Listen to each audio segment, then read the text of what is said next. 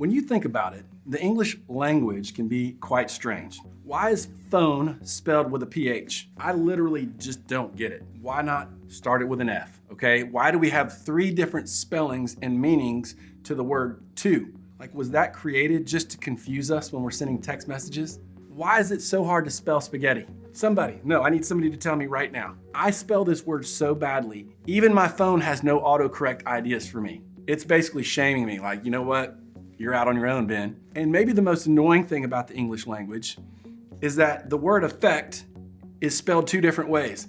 On one hand, it starts with an A, and on the other hand, it starts with an E. You may not have known that, you may not care, but just stick with me here while I try to clear up the confusion. Affect, starting with an A, is usually a verb, and it means to change something. For example, their compliment really affected my day. Like, I was in such a better mood after they said that. Now, affect with an E, on the other hand, is usually a noun, and it's the result of change. Like when you hear about the side effects of medications, it's referring to the result of change that medication could cause in your body. Now, right now, you're probably wondering why in the world we are taking grammar at church. Well, the point is that both of these words are similar and can be easy to get confused, but both of them are key to what we're talking about in this series, because we're talking about the ways that we influence, impact, and change each other. And we're gonna start today by talking about you. How do you affect or change something for the people around you? In other words, what's the result of that change? What's the you effect? Some of you may acknowledge that you affect and impact the people around you. Maybe you hold some type of leadership position, either at church or at school, or you have friends and you understand that, hey, your opinion affects others. Whether it's about something serious like who your friends should date, or something random like what Avenger you think is the best, Iron Man of course, but you just know that your words have an effect on others. On the other hand, some of you may say, I don't affect, impact, or influence anyone. The me effect is currently at 0. Like, the only person I have influence over is my family's dog, and my family's dog is not a person, okay? And even he ignores me sometimes. If that's you, it's normal. I've been there. And I think there are a few reasons why it's easy to feel this way. Sometimes you may doubt that you have influence because you think you have to be a better leader to have it. And if you don't see yourself as a leader, it's easy to believe that you have no influence. Or maybe you question your impact because you feel pretty clueless about life. And if you feel lost, how in the world could you possibly impact somebody else? Or maybe you doubt your ability to affect others because, man, you're kind of afraid of putting yourself out there. You're like, I'd rather just fade into the background because the idea of influencing others is pretty terrifying to me. Or maybe the idea of influencing and affecting others is something you've never even thought about, one way or the other. You're like, this is the first time it crossed my mind. The fact of the matter is this: regardless of what you think about influence, you have it. You have influence because you have relationships.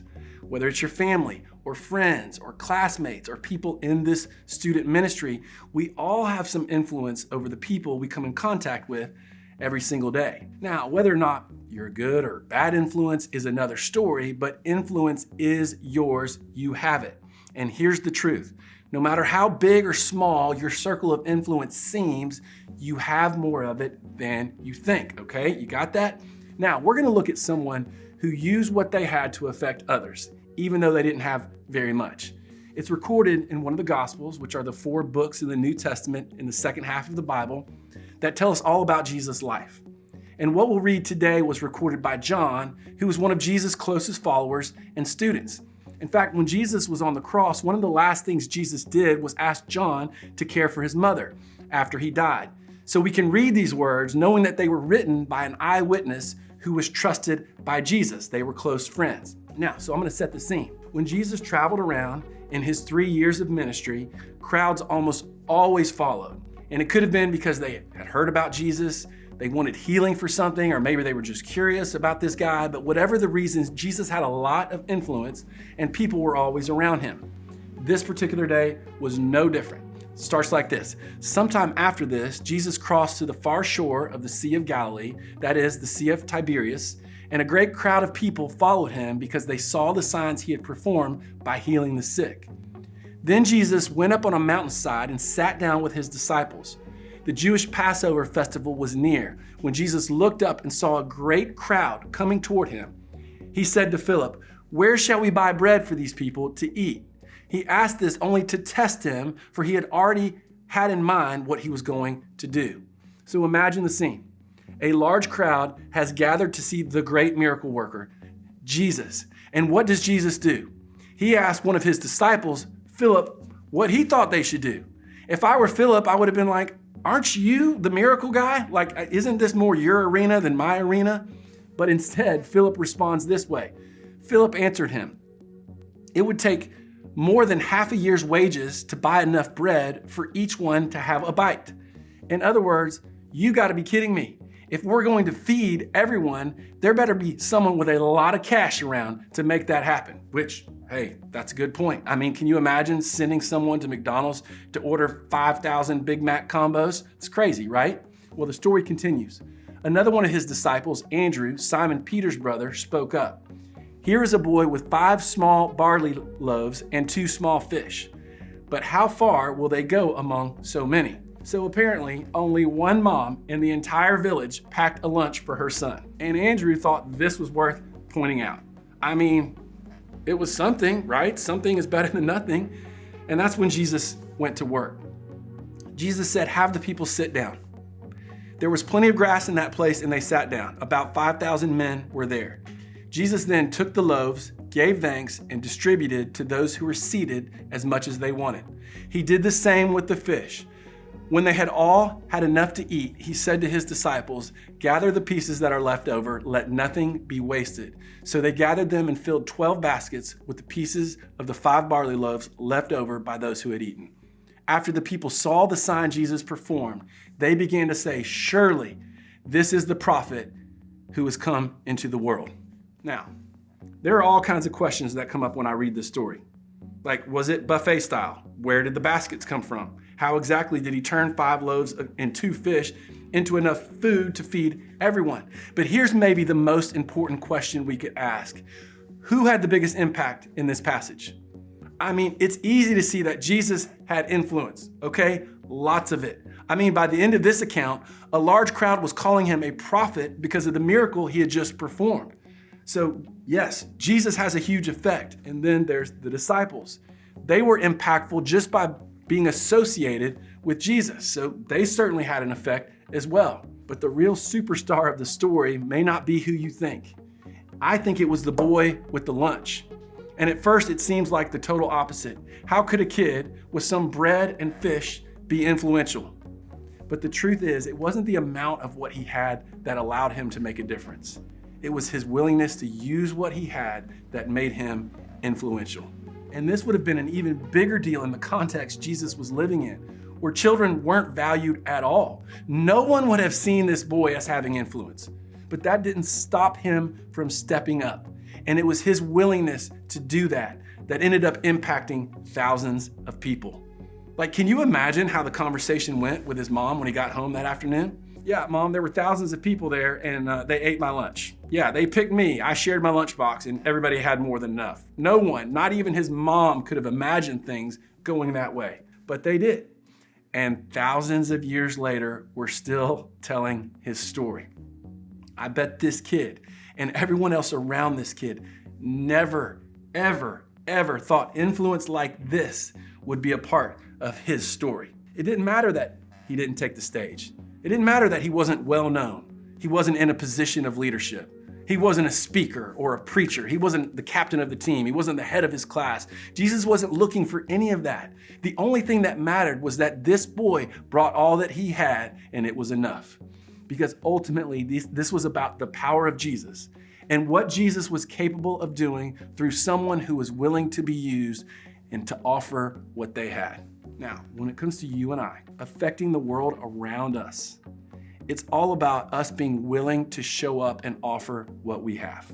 But before that's possible, you have to recognize this. You have more of an effect than you think. You have more of an effect than you think. Imagine if the little boy listening to Jesus teach believed that he didn't have any potential for influence.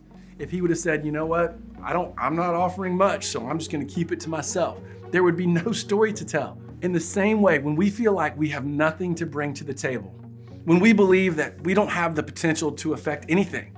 There are countless stories and opportunities we may be selling short as a result. The way we see influence needs to change. It's time we begin to realize that having an effect on others and having impact is really just being willing to do something. Do something with what you have, no matter how big or small what you have is. In other words, having an impact isn't about doing more, having more, or knowing more people. It's about offering what you already have to those around you. But how do we begin to understand the effect we have on others and what to do about it?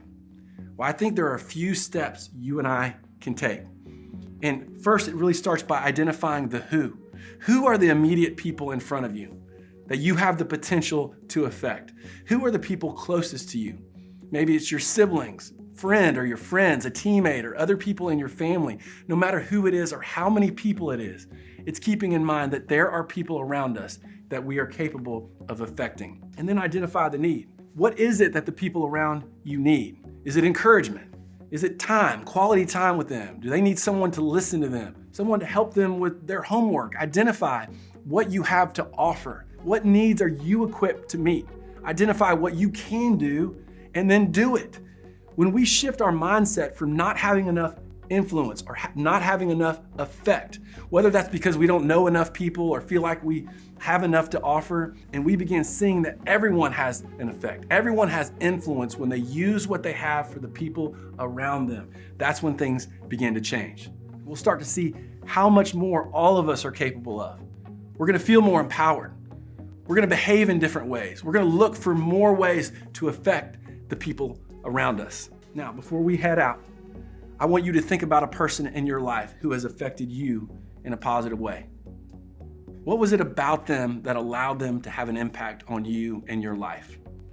How did their influence impact your life for the good? In the same way that others have had an effect on you, you have the same ability to have an effect on others. No matter how small or big your circle of influence seems, you have more of an effect than you think. You have more influence than you know. So the question to ask yourself isn't, do I have the ability to affect others? Instead, the question should be, how will I use the influence that I already have?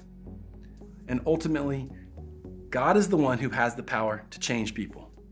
All you have to do is show up and offer what you have and let Him do the rest.